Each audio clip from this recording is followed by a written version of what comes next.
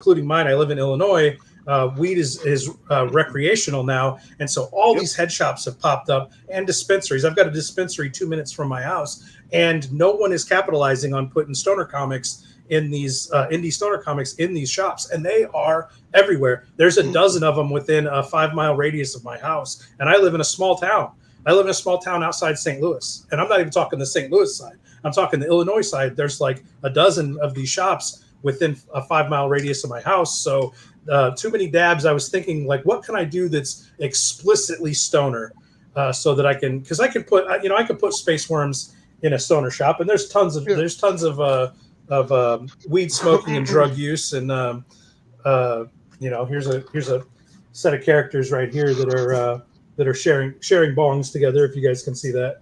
So there's plenty of drug use in the other comics, but Space Worms doesn't scream stoner at you. So with too many dabs, I really wanted to really hit it hard so that I could slap these comics in head shops, and there would be no question that these are stoner stories. And I've got a couple more that are explicitly stoner like that too. So I can't remember exactly what the inspiration was, like what the idea was that sparked in my head. But when it hit me, it was like, okay, Ebenezer Scrooge in stoner style. We're going to show this Frankie doing the most fucked up shit possible. Yeah, for sure. There's a dude named Adam something. I can't remember his last name. One of my buddies, Samuel Quinton, knows him. He puts a bunch of comics in head shops and dispensaries throughout the West Coast. Okay, so good. He's got that available. I mean, I could definitely hook you guys up together. And you can chat. Swap them out. Bring his stuff to the Midwest and my stuff to the West Coast. That would be awesome. Yeah, for sure. That'd be the sweetness. So when you first started doing movies, what was your first movie that you did, and how difficult was it to actually get it all together? Because I did movies when I was in my early 20s as well, and I was even paying people to come do things, and they wouldn't show up. Yeah, it's hard to get people to show up. So, which is exactly why I did my first movie the way I did it. So I went to Walmart. I bought a $300 Handycam, and the only reason I did that was my buddy had one, and it had a cord hookup that you could go. You obviously, we shot on mini DV tapes or VHS-C tapes, but you could convert it to digital with this cord to your PC. And then I used Windows Movie Maker to edit with. I was like, okay, that's the path to getting a finished movie. I know how to do it. So I went to Walmart and I found the cheapest camera I could that had that hookup, so that I could digitize my footage. And then I bought the camera, bought the tapes, and then my first short film is called Zombage. And Zombage is I play 6 characters. I play all the characters of the movie. So it was me and my buddy that would hang out at the porn shop with me. He was the cameraman, and I was the actor, and I played every single part in the movie with camera trickery, and he would be a stand-in. He would put my hat on and be a stand-in when it needed to look like there was more than reverse one person. Angles and stuff Reverse angles and things like that. And the movie's only about, I think the movie's about 15 minutes long, maybe 12, 13 minutes long, and it's about a guy that gets he's a horror movie obsessed nerd, and he gets so overwhelmingly obsessed with horror stuff that a zombie manifests in his house and chases him around and fucks with him, and a couple other people show up and all that. So the way I was able, in my mind, the idea was, if I can show my friends a completed, finished movie with sound effects and music and everything else, and they know I can really do this, then my friends will come help me, and I can bring more people into the movies. And that's just exactly what I did. I made 3 short films with progressively more and more of my high school friends. I was 22, I say right out of high school. I guess that's pretty far out of high school. I guess that's like college graduate level. But for me, I only dabbled in college. So for me, it's like right out of high school, it's a 22-year-old. But I got, small town, grew up with all these people, and I was able to, and I think that's part of what allowed me to get as many people on board as I did, was coming from a small town. There's nothing else to do. And if you ghost me and don't come over, you live 2 minutes away. I'm just going to come to your house and knock on the door till you answer. So, I'm not flying people in. It's not strangers. It's not people that I'm not doing like casting calls out to the city or anything. And so I made my first feature-length film called Dream Reaper, which is a Nightmare on Elm Street ripoff, where this metal band called Dream Reaper gets the attention and ire of this actual creature called the Dream Reaper, this nether realm entity that haunts people's dreams. And the Dream Reaper shows up and is like, all the other creatures of the night are making fun of me because your band sucks and you stole my name. Change your fucking name. And the band refuses to change the name, so he kills them one by one in their sleep. And it's terrible, a terrible little no budget movie. I use the same handy cam, no money, all my friends. And it's actually, unfortunately, it's feature length. It's probably about 40 minutes worth of material that I stretched out to feature length in the editing. So it's pretty hard to sit through.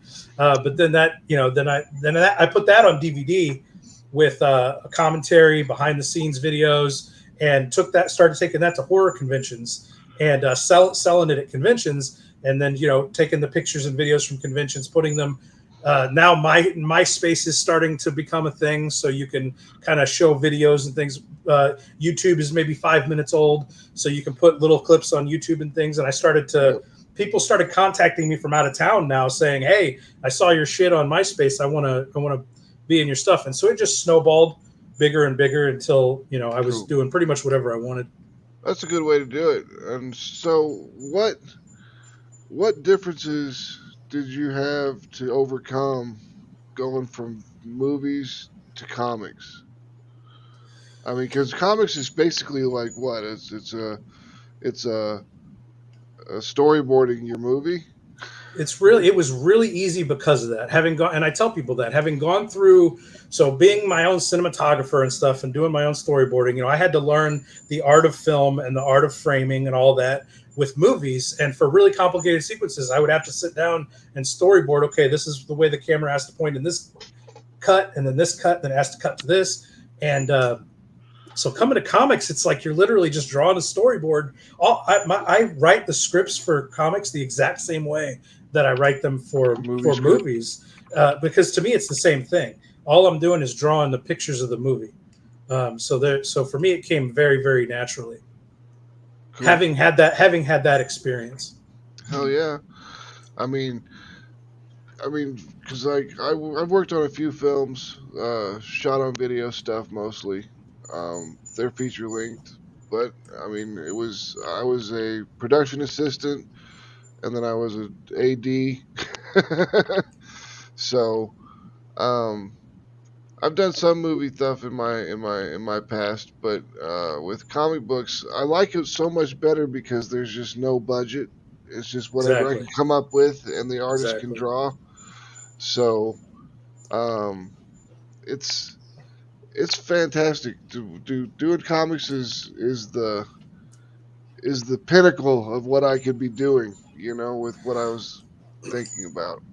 Unfortunately, the mass audience they're there for movies. Mm-hmm. So it's a lot harder to make a movie, but you're going to get 10 to 100 to 1,000 times the eyeballs, even on a no budget movie, that you would get on a comic. Which is just the way it is. Like comics is a little easier to make, but you're going to get a lot less eyeballs.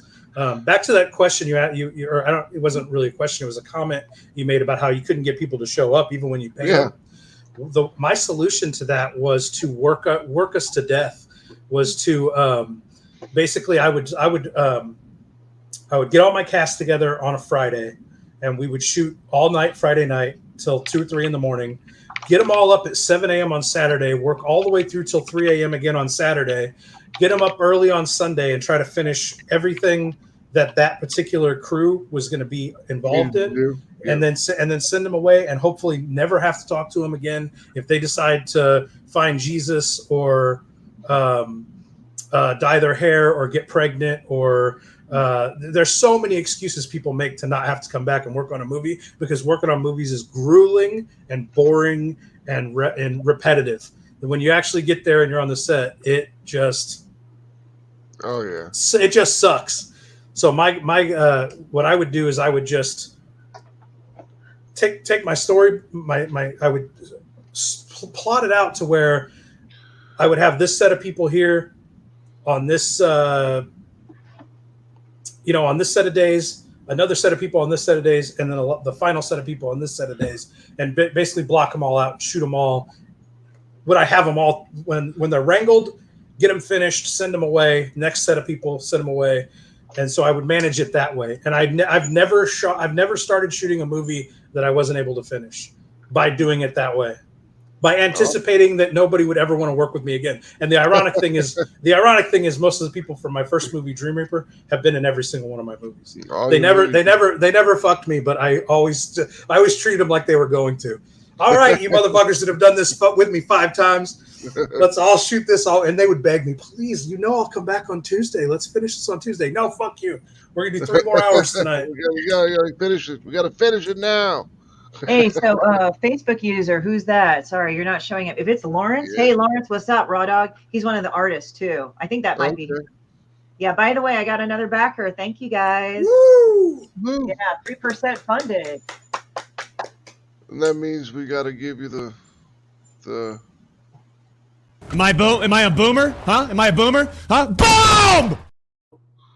Would that be more Gen X? Because we were doing the fucking video games like that. But yeah, a PA in a horror movie. Yeah, I did background actually for a while, so I kind of understand like how kind of grueling it was. Like weird because you think, oh, background, you kind of sit around, kind of move around, but it's like it gets boring on a different level. Like the tedium, kind of like as you're waiting, you're like. It's killer.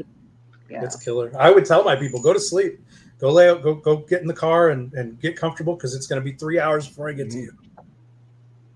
Hey Pete, what's up? Sorry. Whew. Hey Madness. Pete's around. Facebook user is still. So he said he was a PA on the horror movie in 2010. They're filming in a closed barn in July with lots of lights. It was like 111 degrees in there. Yeah, we checked. I bet. I know what it's like. It's hard. It's tough. Sitting under those lights and everything is just brutal. That's why I say I don't want to do it. When people ask me all the time, when are you going to make another movie? And I'm 43 years old. I've made my movies. You don't know what it's like, man. I'm done. I'm done. In Cockhammer, I'm the writer, the director, the editor, two lead stars. I play Cockhammer, the villain, and Hogan, one of the protagonists. And I couldn't do. I did that. I made that movie when I was 30, and that probably put 10 years on me.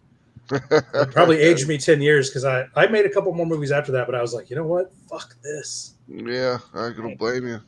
I mean, movies take, not that comics don't take a lot of work, but movies take a lot of work and a lot of organization together in order to get them to really come together. It's people management. The whole thing is just people management and organization. If you don't have people skills or organizational skills, you ain't going to succeed making a movie. For sure. Yeah, this comic, it took me a year to draw Space Worms. It took this comic represents far more actual physical labor than any movie I ever made, but that physical labor is like calm and relaxing. It was in the air conditioning. And in the air conditioning. And nobody was going to flake on me or get crazy or sneak off and cheat on their girlfriend who wasn't on set that day. And then I know about it and have to keep my mouth shut for the rest of the shoot. Yeah. All kinds of fucking drama happens on a movie set. Always drama on a movie set. For sure. Yeah, we had done a film with Lou Temple, if you remember him from The Walking Dead and a couple other things, and he brought a lot of Terror, right? Yeah, I think so. Yeah, but he brought a lot of really cool information to the set, about how to do different things and how things could be done, and he was real helpful when it came to actually putting it all together and everything. It was pretty nice to work with somebody that wasn't. I was on The Walking Dead. You can't tell me what to do, type of thing. But he followed direction and helped with pushing everything out. So I was really impressed with that. That's awesome. Yeah. So we are short a couple people today. So we've got about 10 minutes left. So we'll go back up to Christie, and you got another backer, you said, so that's good. So yeah, I'm happy about that. Like, woohoo! So you'll be getting backers throughout the day and the next couple days, I'm sure. I mean, usually about the first 3 days are one of your high points. You know, Yeah. you hit all the new people and the people that have been following the project and everything get notified. Yeah, I had like had up to 56 people, and I'm like, damn, that's pretty good. I was happy. Yeah, that's not bad at all. Yeah. Like there are times like I've like, because my habit is like I open up the Kickstarter early to get as many hours as in, and plus Mhm. like what I like to do is like before I officially launch it, I just launch it and then I put in the FAQ and I put in the first post so that people just it's all ready to go, and then when I say hey it's up, and then that way it's all set up. But what's interesting is that with this guy it's like, oh yeah, like I'm just doing this, and it's like, I mean, I'm already at 3%. That's kind of nice. So Yeah. yeah. So, Kevin, what are your other avenues for distributing your comic book? Are you just going through Kickstarter or crowdfunding, or you got it I in like to, shop? I like to crowdfund the big ones. Obviously, something like Space Worms is going to cost upwards of $1,000 to do a small print run on it. So I like to, Mhm. that's because I for my crowdfunders, I don't know how Christie works, but I get them completely finished before I launch them. There's Yeah. this That's is what I do too. yeah Yeah, like yeah this is totally done. yeah, Yeah, we like all do. the only thing that I don't do is print them, but the Right. Kickstarter is for the print and manufacturing, but everything Exactly. is done. Yeah, Exactly. I That's find it better that way. right, and it's more relaxing. Yeah, because I get freaked out by running them anyway. Even because I'm stressed that I'm even going to make my print money. But Yeah. the idea that to fund something and I haven't even started working on it or barely started working on it, that would be too much stress. It wouldn't be any fun for me to draw the comic if I did it under that kind of pressure. So I do the big projects through crowdfunding. The little things like Too Many Dabs, that I do and just post for free on the Strangeville Comics archive. And then I have a store, Strangeville Superstore .square.site is my store, my online store, and then that has all my DVDs, novels, a bunch of merchandise, hats, T-shirts, and of course all my comic books as well. I also have a card game, like a Magic the Gathering style stoner card game set in the Strangeville universe with over 100 of my characters. That's out of print right now, but I think I'm going to grab it back in print for this holiday season. Hey, speaking of that, we've got a card game that we're working on. Oh hell yeah! Indie Comics Battlegrounds. It's gonna have a bunch of different characters from different indie comics that people bring to us, and then we create a set of 15 cards, and then there's a pool of just a whole bunch of cards that could be used for anything, and then each character has 15 of their own specific cards to their own decks. So you end up with like 45 or 60 card decks, and then you kind of work your way through it as things go on. And it can be single player where you can play or cooperative to where you play against a big bad, or you could fight each other, or you could fight in teams, different types of ways to do it. It's got a whole bunch of different ways of playing it, and it's really super cool. Chris Brown from Laughing Rogue Games helped put us together, so he's a really cool guy. Hey, That sounds really cool. Sorry, it says got a jet, but yeah, I don't know who that is. Yeah, I don't know who the Facebook user was. So that sucks because I shared it to my thing, but the thing is that none of them are commenting, so it's none of my people as far as I can see. Maybe I'm wrong. Yeah, well, you never know. Quentin, just chilling here for a little bit, Quentin. Just got another 5 or 6 minutes left before we take off, and I get ready for my onboarding for Whatnot. So if you guys don't know what Whatnot is, it's kind of like eBay, but eBay Live. It's where you can like sell things on an auction, but you're doing it with a live stream going at the same time. And they're going to help me figure out exactly what I need to do in order to set everything up. Oh, looky here. Oh, looky here. And there's Hart with his thumbs up. 55 minutes late. Yep, and he's not going to show up because I can guarantee you. Yeah, but Whatnot is basically eBay Live, so we're getting ready to set that up. We're trying to expand out from Kickstarter to where we don't have to worry about using crowdfunding all the time to produce our comics, because Kickstarter, while fantastic, you don't want to have all your eggs in one basket, you know? So we definitely want to expand out beyond the crowdfunding thing. And then we've got our own website. We're working on getting a Patreon, maybe an OnlyFans instead of a Patreon. I don't know yet. Depends. I mean, we do have a lot of risque material. Well, that's what I was going to say. Well, relying on Kickstarter or Indiegogo, you run the risk of having your campaign yanked if they just they change their policies all the time. And when you do outlaw comics and hardcore comics, you're on the chopping block. Oh, for right away, one of the first people to get gone. But Quentin says, "What's up, Kevin Strange? Are you related to Doctor Strange or Hugo Strange?" Possibly the distant cousins, I'm sure. All right.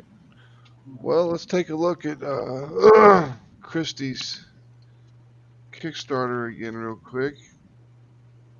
And then we can end the stream because we're short some people today. So we didn't really have a whole lot to chat about. But let's see here. Demon Bitch.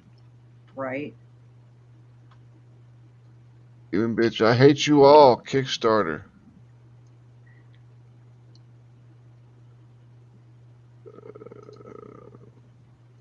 A little slow on the draw here. All right. So you've gone up to 182. See, look at that. You're averaging about 40 bucks a donation, which is fair, or a backer, which is great. I'm really happy about it. Like, some of them are old time backers that I do recognize, and I'm very happy about that. It's like very good because it's like I try to run one a year, so it's like it's still relevant. Like I still kind of keep in touch with them, and a lot of them are friends. So there you go, right there. Yeah, for sure. Yeah. So I'm really happy about that. All right. Well, so Christy, where can people find you if they want to get in touch with you? Well, I would say just go ahead and follow me at www.horrortorstudios.com. I also have at Horror Tour Studios or Demon Bitch Official in both X and X is I am Demon Bitch and Demon Bitch Official. You have that, And Twitter. then I have there's also so that's on X and then on Instagram as well. I also have on www.horrortorstudios.com. I also have links to my social media. So there you go. And I have a Substack as well. Okay, cool. Yep. Kevin, where can people find you and your stuff, man? KevinTheStrange.com, Kevin the Strange on Instagram, X, Facebook, and YouTube. And but mostly Strangeville.thecomicseries.com is where you're gonna find my new shit, that new fire shit every Monday, Wednesday, Friday for free. All right. So the website, the comics, what is it? The Strangeville, the comics. Thecomicseries.com. Yeah, thecomicseries.com. Did you start thecomicseries.com and then you just kind of or is it someone else's site that you put up stuff on? It's a comic, it's a webcomic site called Comic Fury, and they give you that free domain when you when you post a webcomic on their site. You can customize it all down to where you don't even know you're on Comic Fury anymore, and they don't and they have no restrictions on content. So all the dicks and pussies and titties and buttholes you want, all over there. There's Sonoma Publishing. He's the guy that has the connection to the dude that does the dispensaries in the West Coast. Oh, nice. So we'll get you guys hooked up, and then you guys can chat with each other, and he can give you the information and catch you off. If you guys want to contact us, you can go to atrocitypress.com right here. It's got all of our social media links on it. It's got all of our news a week before it hits social media. It's got our online shop. And right now, if you sign up for our mailing list by just dropping your email address in there, you get a free copy of Ninja Bimbos versus Zombies from Deep Space, issue number 1. So it was nice having you guys on. Sorry we didn't really have a whole lot of other people on today to Really be like, oh, I really think we get kind of the handled it. get We the get handled the it. things going, but we got things going. So it Yeah, was thanks for having me. yeah, nice to see you guys. Definitely have you on again soon, Ice and and we will we will I guess see you guys later. All Peace. right. All right.